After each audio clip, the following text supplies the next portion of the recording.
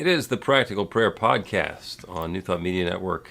It's Yeah. Bill over here and Carol over there, and we are here in the studio to get ready to do episode 98 of the Practical Prayer Podcast. 98, man, this has been going on for a while. Yeah, just like a smidgen from 2 years, right? Yeah, and I was going through the library, and when I started doing this, the episodes were like numbered 07 and 08 because I like to have them show up in alphabetical order. Mm-hmm. But it did not occur to me to start with 2 zeros. So now episode 100 is going to file up with the ones rather than with the past the 99s. Can you I'll survive. renumber them? Can you renumber them? Of course. All right. It won't renumber them in the podcast software, but it doesn't matter. It doesn't matter. This is one of those things where experience has exceeded imagination. Mm. Which is the story of my life in so many, many ways.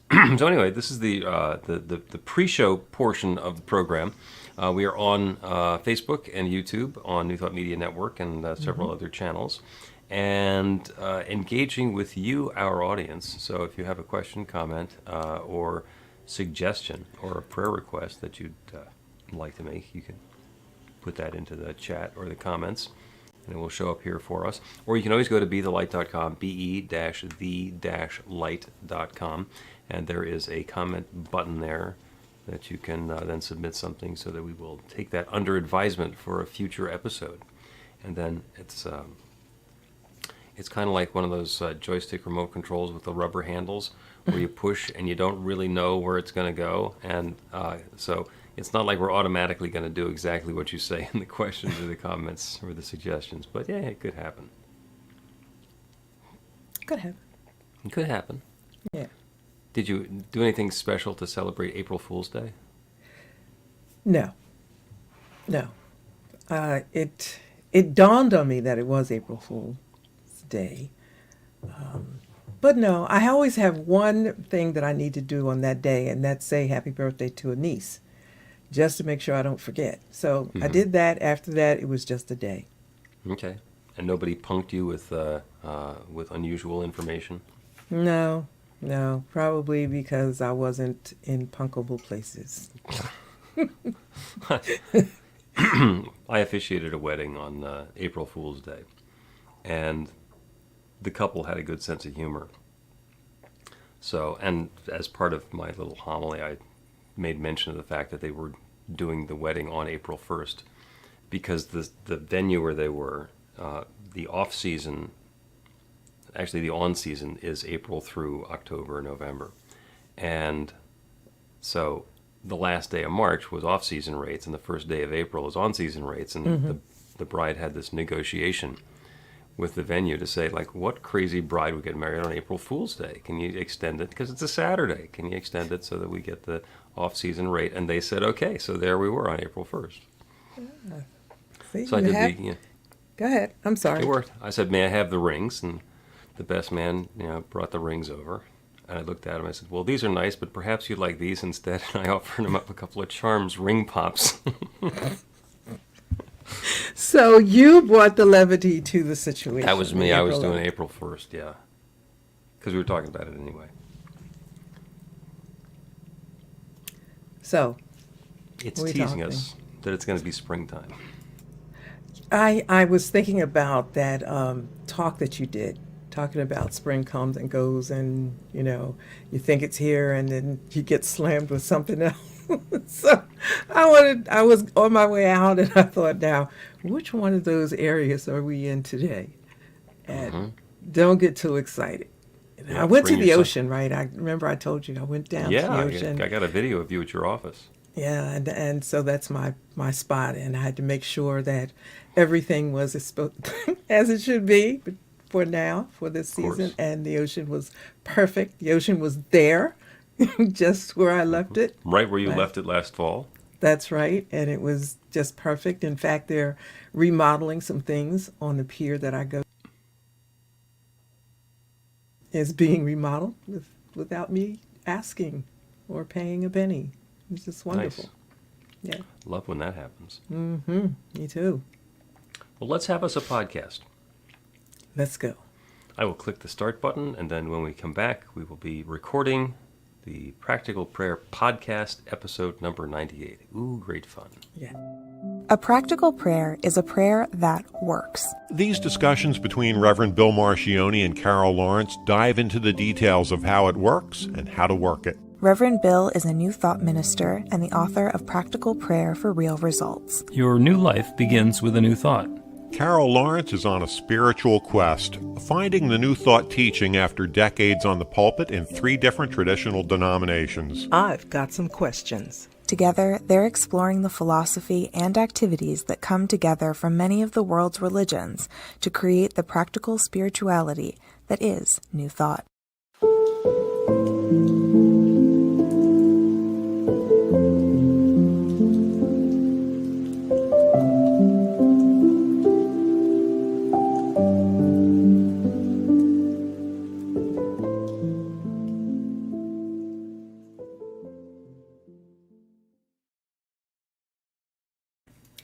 Welcome to the Practical Prayer Podcast.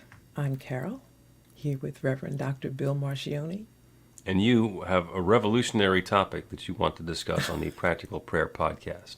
Yeah, sometimes I think about when I'm thinking of a subject, does it have to be exciting and, whatever. But this is just what it is. This is prayer. And of course, I know you're going to say it's all the same thing. It's about the one and all of that. And I get it. But, sometimes we put a little different label on it. Maybe I'll surprise you and I'll say something different than you thought I was going to say. I don't know if I can handle that. Always possible that I will be enigmatic or surprising. Okay. We'll see.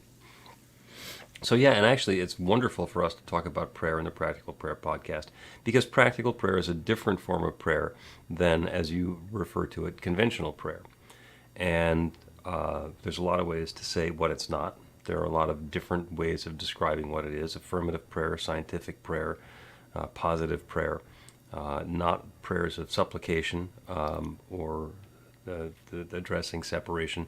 But without getting into like all of that stuff, which we've trod upon before, what's piquing your interest today as we talk about prayer?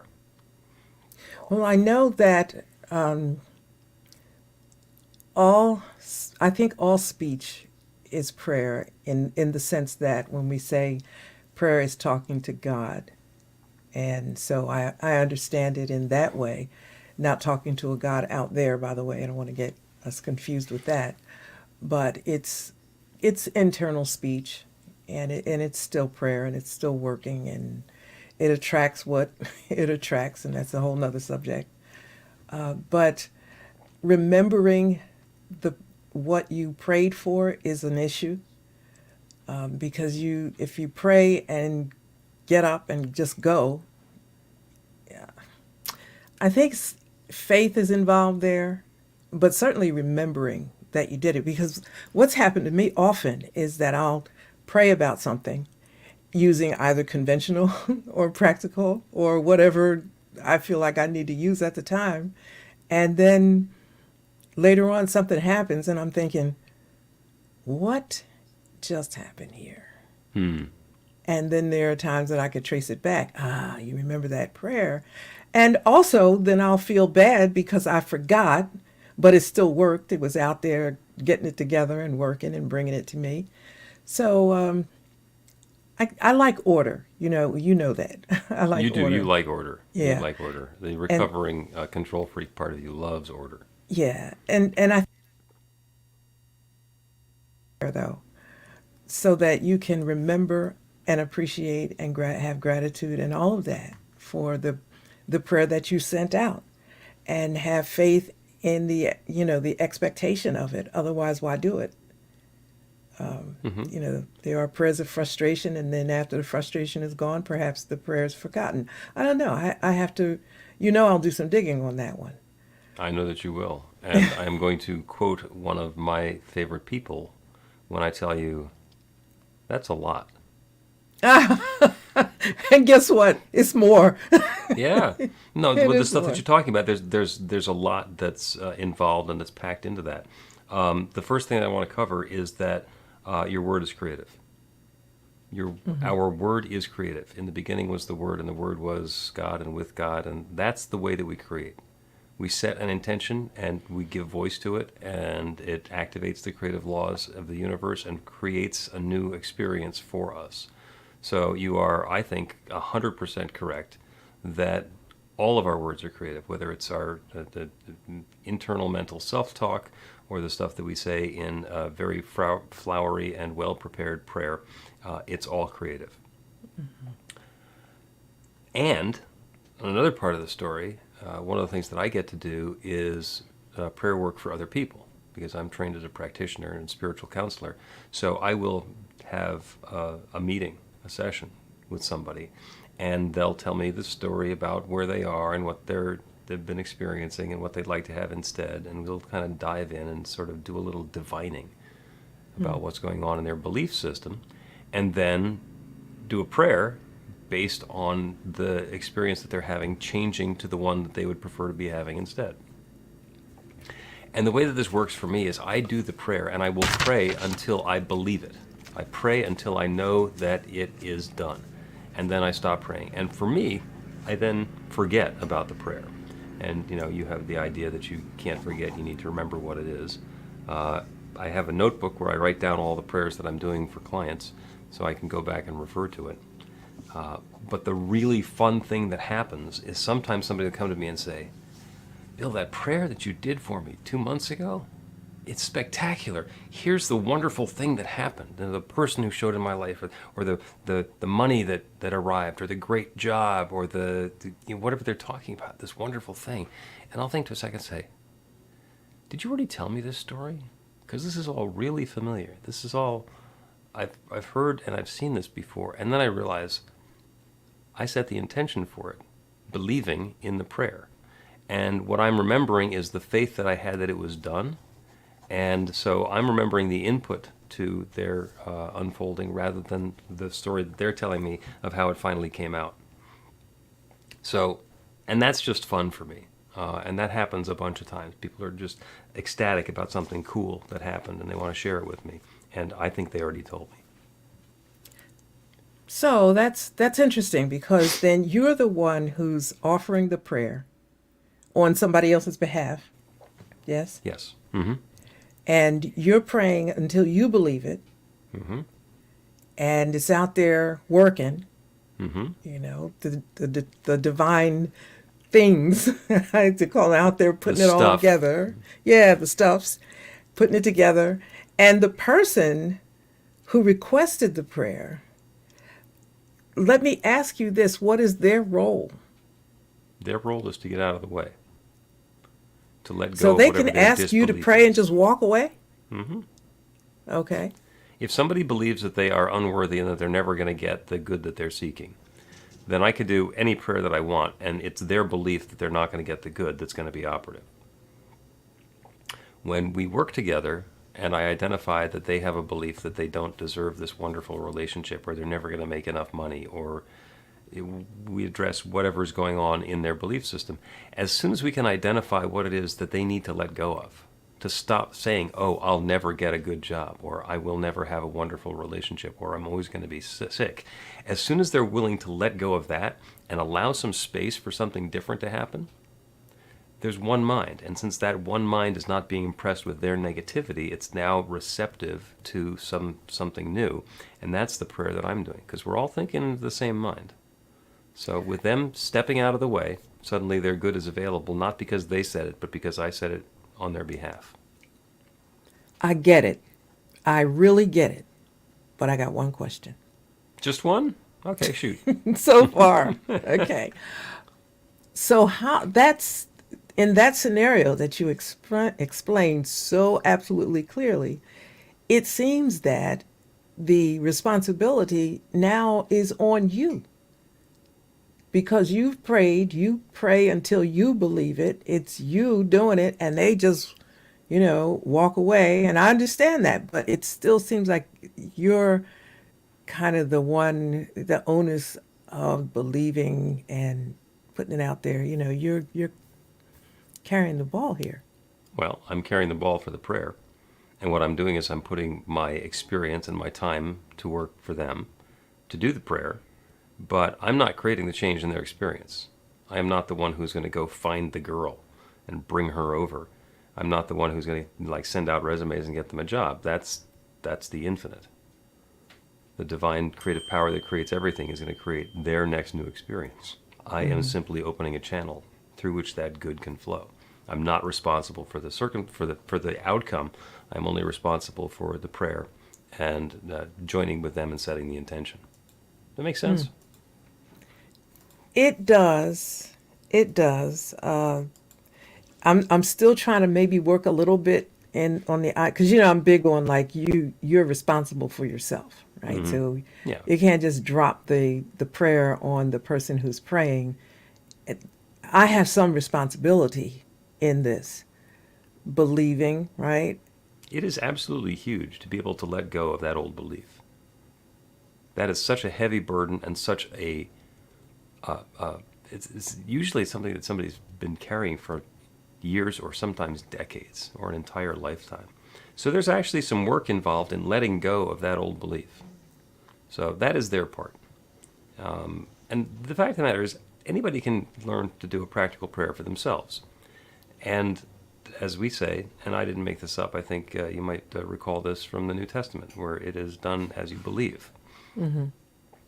So, but there's one creative law that's responding to all belief. And if I am believing that somebody is worthy of and on the way towards having their fabulous, perfect job, that goes into that universal belief. That is activating the universal creative power, and that good shows up for the other person as long as they're not sitting there blocking their good. So when the job offer letter comes along, they leave it sitting on the kitchen table until somebody spills milk on it, and then you can't read it anymore. It is possible for somebody to get in the way of their own good that way. But as long as they're playing along, the system works. Yeah, that the operative word that just kind of popped up there, like they're playing along. And that's kind of important. And as you were speaking, I was reflecting on, or what was coming back to me, is in my experience, I'm not sure if it's belief system. I'm not sure about that because I kind of don't like it. So I don't think it was exactly my belief system.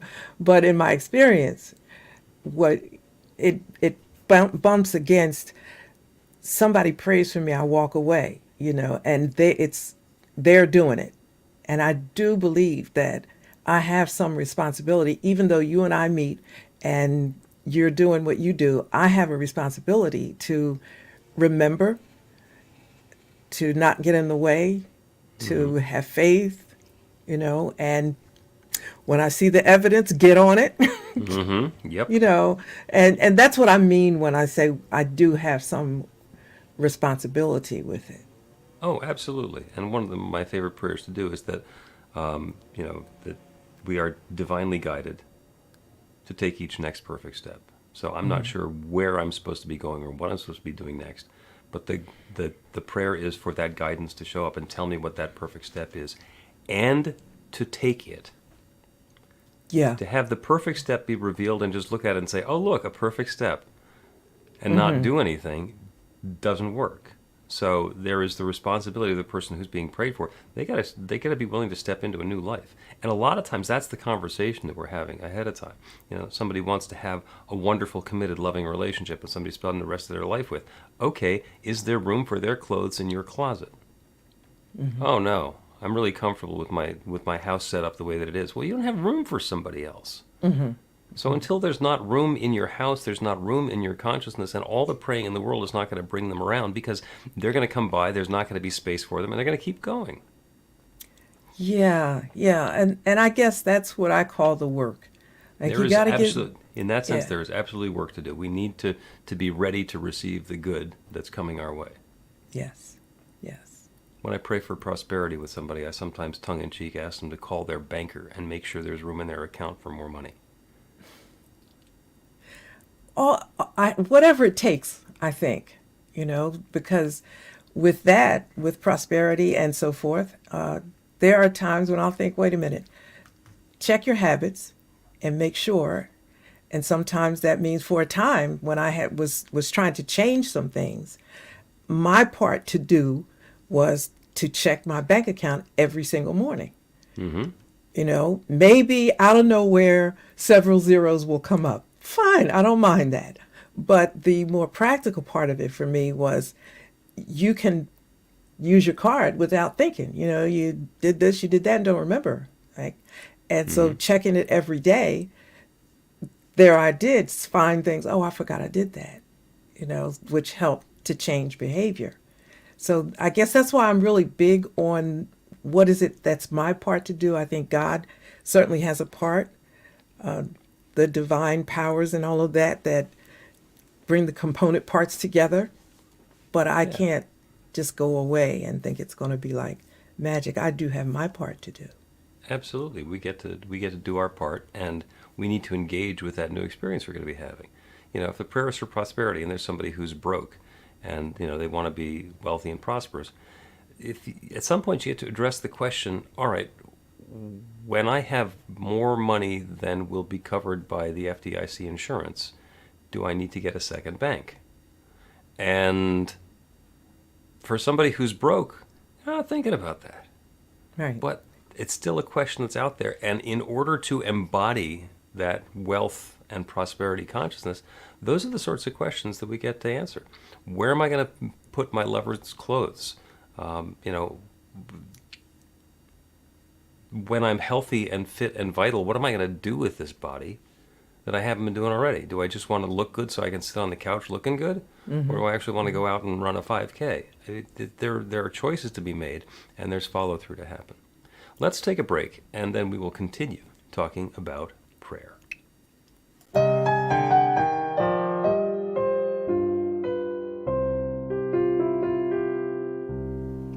Are you ready to get results? Now, that's not a rhetorical question. Are you ready to get results? RUR2GR. That's actually the abbreviation for the steps in a practical prayer. Recognition, unification, realization, gratitude, and release, with a couple of extra steps in there in case some doubt creeps in along the way. RUR2GR. This class is about the prayer technique that's common to all of the spiritual practices and religions in the most effective prayers that they have. And by effective, I mean that the prayer works. It actually creates a change in the experience of the person doing the prayer. It gets a result. We're going to begin with theory, and then we're going to take it into practice. By the end of the class, you will have your very own practical prayer that will help create transformation in your life.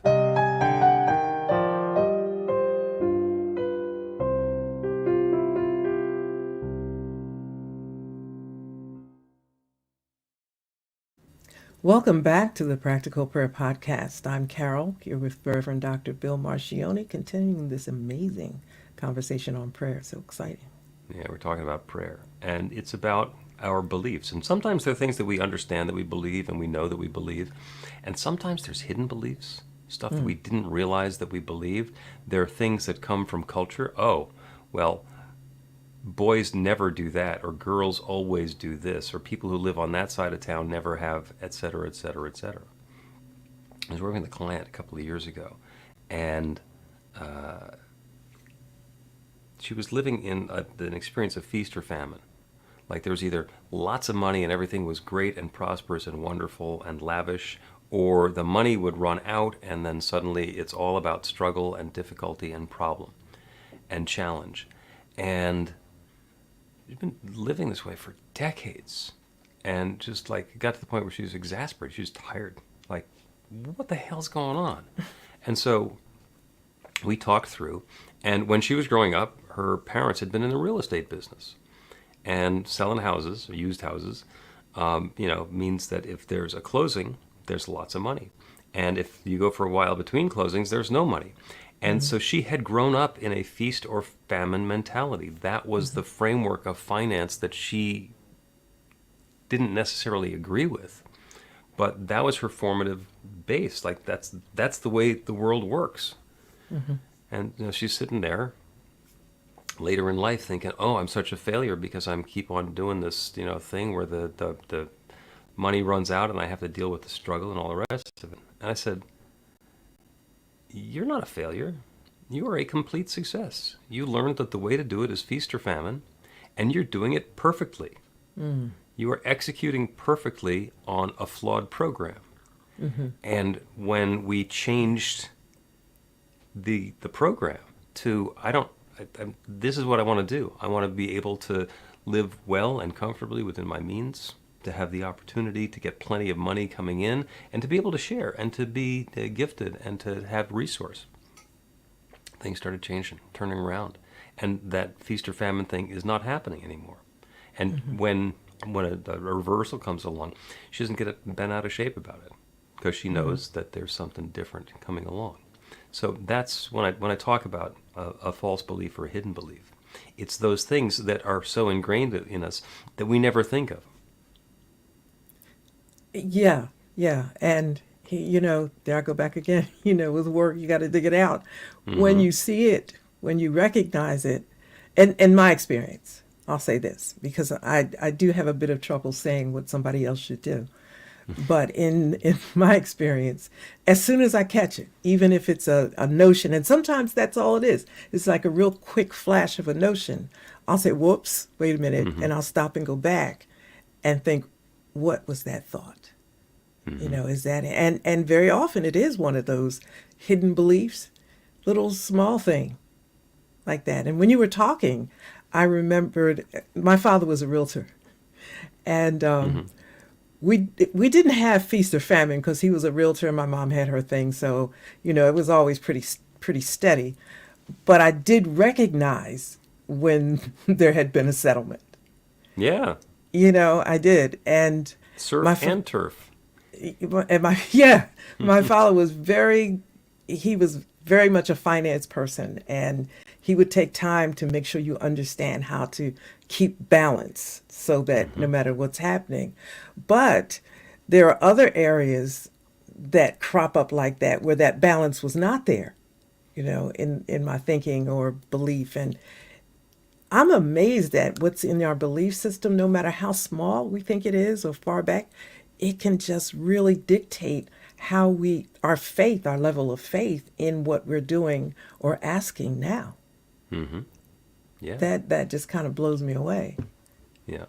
There's really, really good news, too, that we have a system available to us to show us what we believe. What's in our belief system is not hidden from us, because if it's done unto you as you believe, then the way your life is going is a reflection of what you believe. The tongue-in-cheek saying is that your life is a 100% scale topographical map of your belief system. Yes. Can we just say that is such a scary thing? It's a reality. It's the truth, But when you look at it, that's one of those things that will change your life on the spot. So listen, I got to do something different right here. I did this? What do you mean I did this? Oh, and people usually, as soon as we cover that, it's like, well, you're saying that it's my fault? I'm to blame for what's happened in my life? Well, no, I'm not saying it's your fault or you're to blame, but there's only one person who has accountability for this, and that's you, which is good because nobody else needs to change their mind in order for the experience to change. It's all an inside job. We get to change our belief, and we get to look at the life that we've been living and say, that's what my belief is giving me. How's that going? Yeah. Am I happy with that? Yeah. Yeah. And it's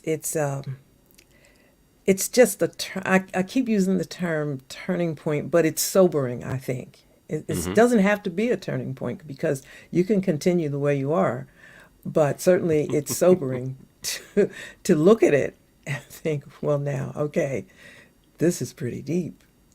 And what do I have to do? Right. And I always think that it's okay to say it takes time, because it took time to come this way, for this scenario to be created. And so you look at it and think, yeah, okay, so, and undoing something takes a bit of time because there's some other stuff in there too. Right. I'm going to say that it can. There was a word that you snuck in a little bit earlier, and I just want to double back to that one, and then we'll talk about the time that it takes. And the word was should. You said you want to tell people what they should do. And I don't tell people what they should do. I tell people what they can do. Oh, and by the way, if you keep on doing what you've been doing, you're going to keep on getting the result that you've been getting. So if that's okay with you, go ahead and do that. Or you could do this instead.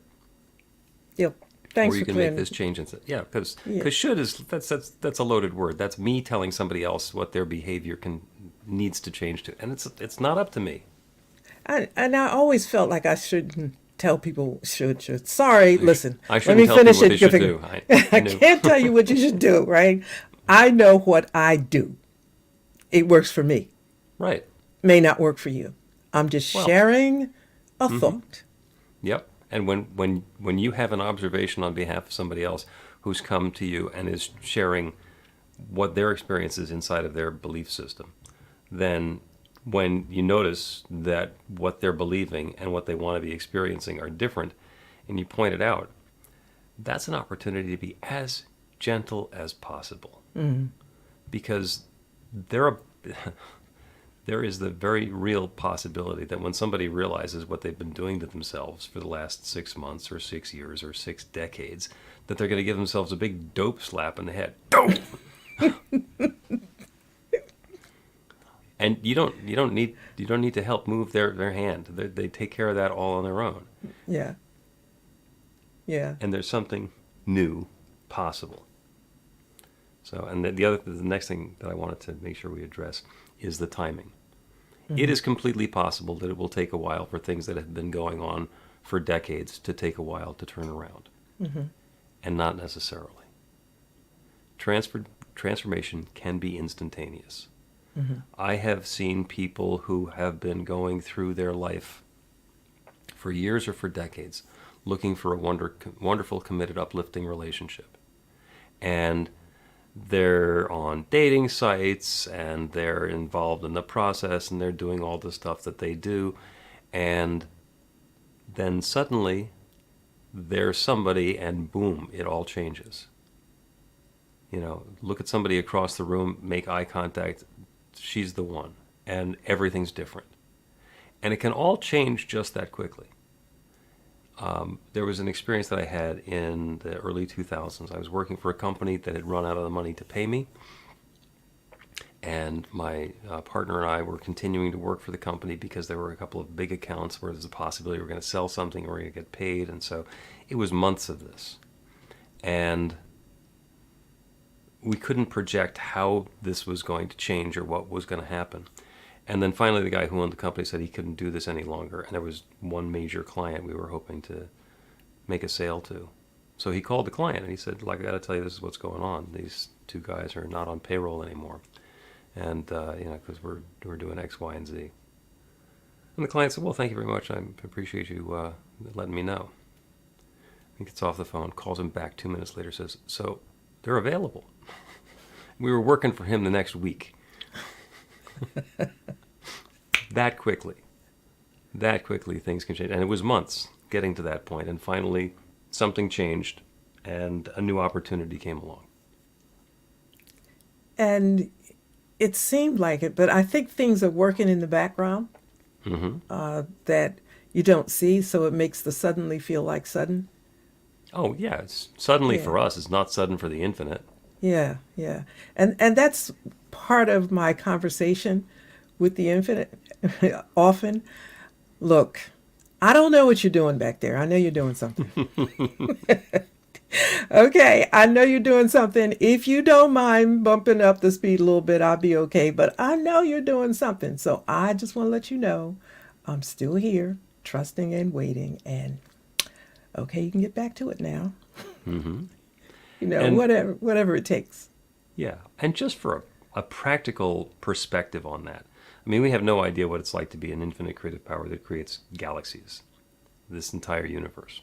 What we do know from what the scientists tell us is that the universe has been in existence for 14.2 billion years. Life expectancy for a human, if you're really optimistic, is maybe 110, 120. So it doesn't matter. If it's happening inside of a human lifetime on the scale of 14.2 billion years, it's like that. So instantaneous for us and really slow for us is about the same for the infinite. So yeah, it's not like we're going to be changing the laws of physics in order to get something promptly in our experience. It is all possible. That yes can be answered with a yes, and it can show up before we're even finished with the request. We set the intention, and boom, suddenly there it is. Which is what helps me with the idea that it already is. So just be grateful for it, and I'm just waiting for it to show up because it's already there. That helps me not to worry about, am I doing something wrong? Do I need to do something else? Do I because that's a rabbit trail. Mm-hmm. So what it takes to make this happen is already in motion. It happens so often. I can just point out how many times in my lifetime that Spirit has not asked my opinion. Or what how I'd like to see it work out, the details work out. So, I just trying to go with it and A just lot of flow. times, as we're digging into our belief system and figuring out what it was that's been causative in our experience, it's like digging through our dirty laundry. And we're going through and we're finding all the smelly stuff that has been affecting our lives and where this particular stench or look has come from. We unpack all of this stuff and we get it laid out and we understand, this is where the problem is. And then just by force of habit, we take all the stuff and we put it back in the basket and continue carrying it. And that's not helpful. What we get to do is look at where we've been, have a new thought, leave what's no longer serving us behind, and then step into something new. Let us take another break. And when we come back, we're going to do a prayer. And the prayer is going to be knowing that our good is at hand. Get inspiration in an instant. God calls are the gentle and uplifting moment of truth to help you remember that the bright light of God's love is shining right now as you. It's your God Call with Reverend Bill. Start your 2-week free trial today, and you'll get a phone call 4 times a week from Reverend Bill with an uplifting half-minute message filled with insight, wisdom, story, and fun. Let your light shine. You can answer the call to listen to it live or let it go to voicemail so you can hear it later. After the free trial, your subscription is just $5.95 a month. The details are at godcall.org. God calls are disruptive, intentionally. Whenever you write something, put on a gold star. They take you away from your routine to remind you about the truth of who you really are. They come at random times between 8:15 a.m. and 6 p.m., so you won't be expecting them. And somehow, the message is exactly what you need to hear at the time. Magic is loose in the world. It's a moment of motivation in the middle of your day. Find out more and start your 2-week free trial now at godcall.org. Welcome back to the Practical Prayer Podcast. I'm Carol, here with Reverend Dr. Bill Marchiony. And it's time to pray. The prayer today is knowing that our good is at hand. Because there is no need to wait. There is no reason for delay. There is no reason for suffering or anguish. There is no penance or penalty that needs to be paid. Once we are open to that newness coming into our experience, our good is at hand. And the infinite creative power that creates everything is ready to fill us with exactly that which will bring joy and love and harmony and prosperity and goodness into our lives. Carol always likes it when I cue. Let us pray.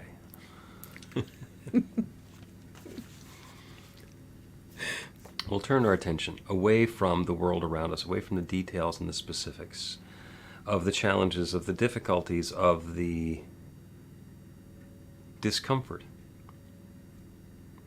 Using that as guidance to inform the experience that we would prefer to have instead. If there's been an experience of scarcity or lack, we open ourselves up to the possibility of prosperity and abundance and enoughness. If there's been a challenge with health or comfort or physicality, we open ourselves up to the knowledge that that health, that vitality, that wholeness, that comfort that we're seeking is available. And it's not available everywhere in the universe except the 3 feet around me. It is available everywhere. Our good is at hand. If we're seeking love in a connected relationship, or harmony in our workplace or our family or our neighborhood, that good is available. And our job is to turn away from whatever has been supporting the experience we've had so far and make way for something new. If the desire is for a new way to express ourselves creatively, to share our gifts in the world, the guidance and insight that we seek is to know what to put down, what to step away from, how to shift the way that we're engaging in the world to make room for that newness to show up. And the infinite creative power, the one that creates everything, that divine presence, it's God, it's spirit, it's nature, it's source, it's the Big Bang, it is that from which everything flows. That infinite creative power is always responding. That creative power is sharing itself as all of its creation. There is not God and creation. There is not God and people. There's not God and my neighborhood. There is only God. It is God as this manifest universe, as every person, as each of us individually, as all of us together. That divine presence is right here, right now. And it continues to reveal itself in new and fresh and dynamic ways. So this next new experience that is unfolding is our good revealing itself to us even more fully and closely and richly and in greater detail. Our good is at hand, right here and now. And as each of us individually puts down that which is no longer serving us and opens to that newness and invites in that good, there's nothing that stands in the way. That infinite power is always working. And the good shows up in ways that, on the one hand, are completely understandable and the natural unfolding of circumstances, and on the other hand, are so much faster than we might have anticipated or been able to explain ahead of time. And that's how love unfolds. That's how this good is revealed in the world. That is how we are absolutely certain and are shown in every moment that our good is at hand. So I'm grateful for the good that's showing up. I'm grateful for the wonderful stories we get to tell. I'm grateful for the transformation. I'm grateful to know there's nothing that stands in the way of this creative process. There is no malevolent force that's saying, not for you, but okay for you. The answer is always yes. Our good is already unfolding. The stories are already underway. And so with gratitude for this good and more, I speak this word and I release it into that creative law that always says yes. And I know that it's once again saying yes. This good is happening now. And so I let it be. And so it is. The Practical Prayer Podcast with Reverend Bill Marchiony and Carol Lawrence is a production of BeTheLight.com. be-the-light.com. Where you can find more information about practical prayer for real results. Our theme is by Music of Wisdom. You can learn about the spiritual community of New Thought Philadelphia with daily guided meditations, Weekly celebrations of spirit, and Reverend Bill's classes in practical spirituality at newthoughtphilly.org.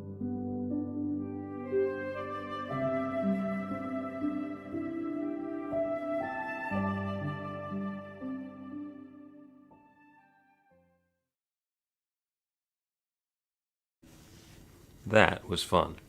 Yes, it was, That- absolutely. That was fun. You got us right back to basics.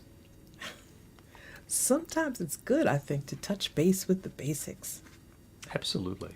And we have not done it in that manner, I think, at all. Definitely not in a while. But yeah, some fun stories in there. Yeah, yeah. Yeah. So, yeah, work is good. I think one work is good.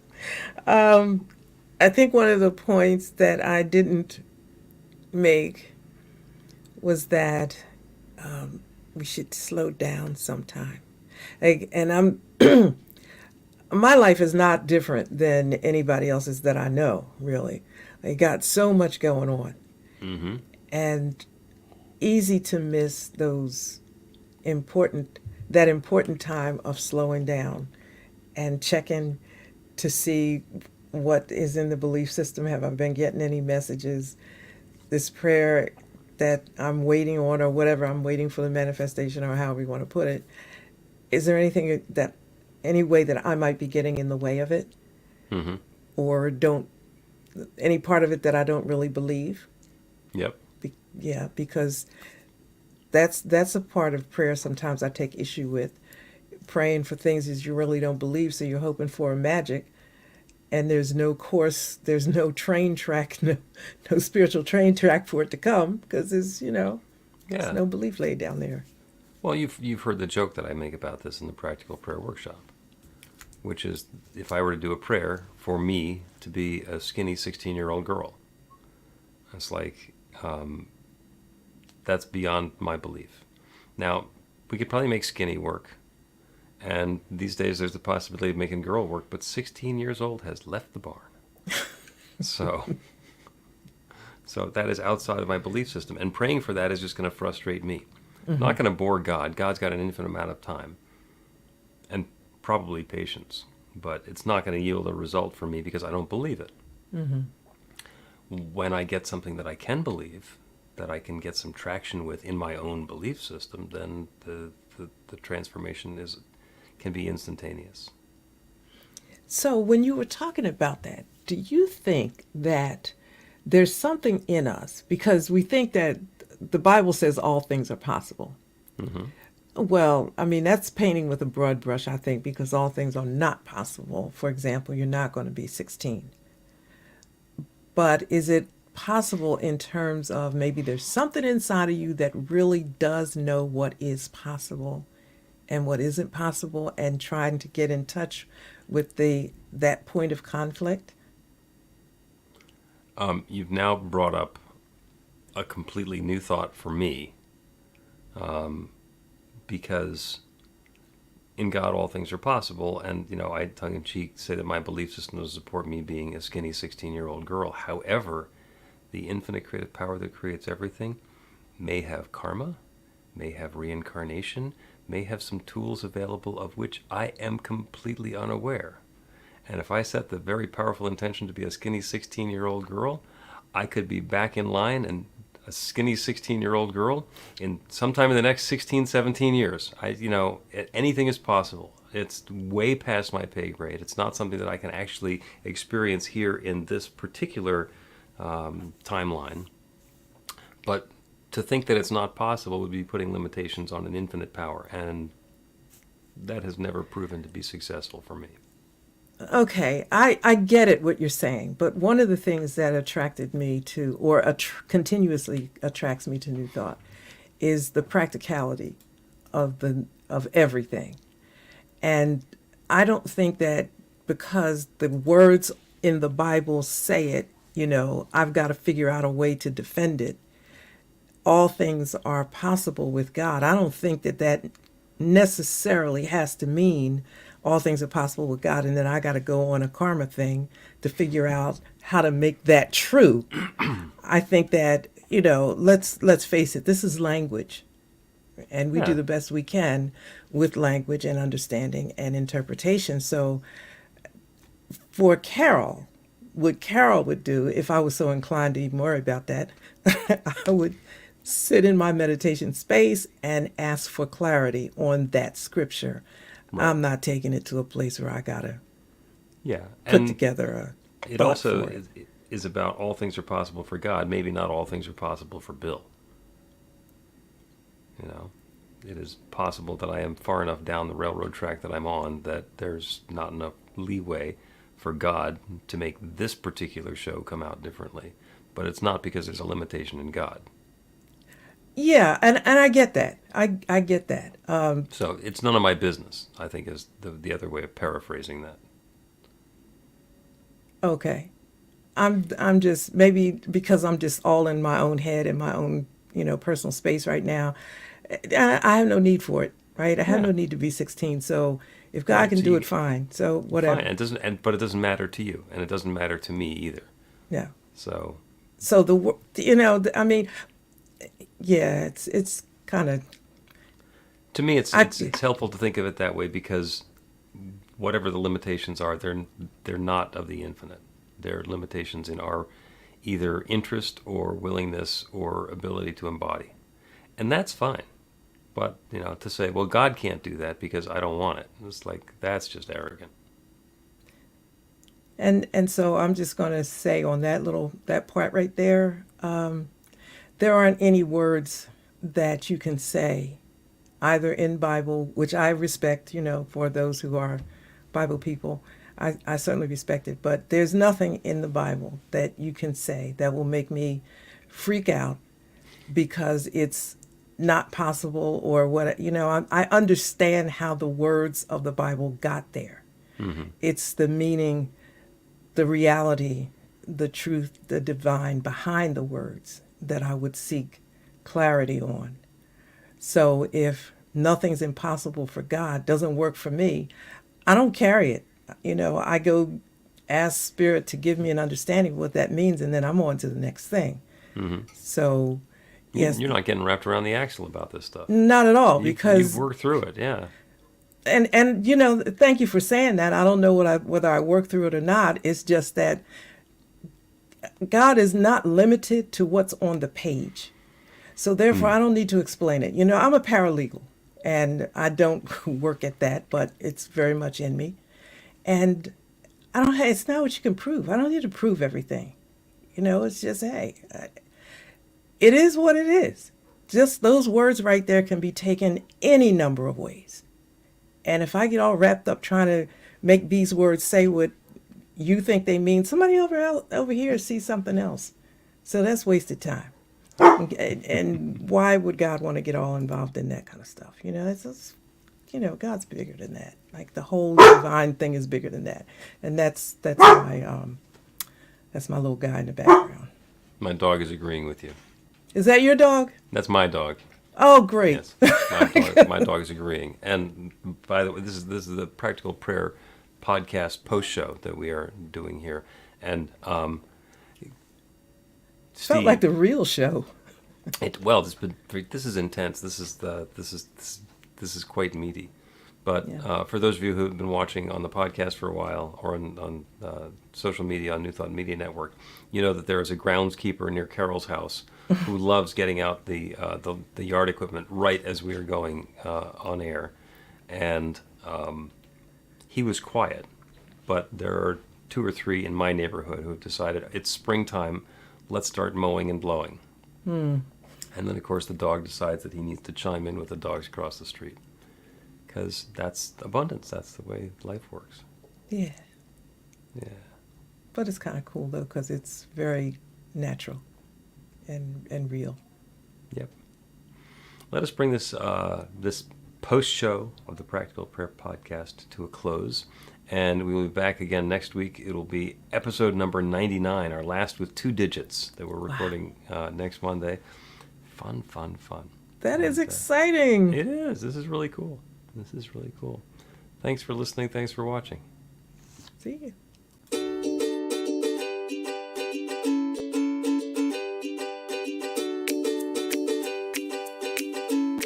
Thank you, Center for Spiritual Living Denver, for your continued support. Thank you, Center for Spiritual Living Midtown Atlanta, for your monthly contribution. Thank you, Center for Spiritual Living North Jersey, for your monthly contribution. And please help us welcome Om Center for Spiritual Living in La Mesa, California. Thank you for your monthly donation. Thank you, Center for Spiritual Living Seattle, for your most generous donation. And a special thanks to Hefferlin Foundation for your generous technology grant.